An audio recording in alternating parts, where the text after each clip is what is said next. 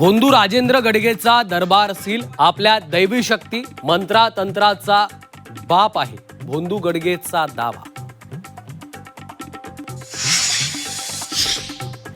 IT कंपनीत महिला आयोगाकडून झाडाझडती, लैंगिक शोषण आणि धर्मांतर प्रकरणात 1.5 तास कसून चौकशी।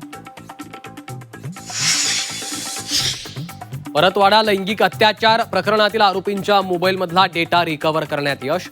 जप्त केलेल्या 5 मोबाईलपैकी 3 मोबाईलमधला डेटा रिकव्हर करण्यात यश।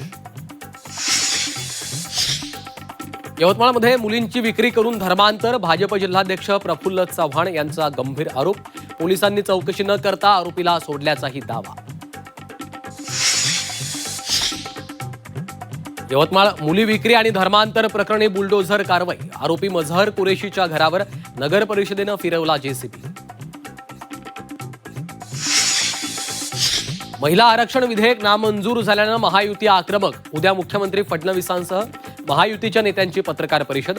तर 21 एप्रिलला जांभोरी मैदान ते वरळी डोम पर्यंत महायुतीचा जनाक्रोश मोर्चा।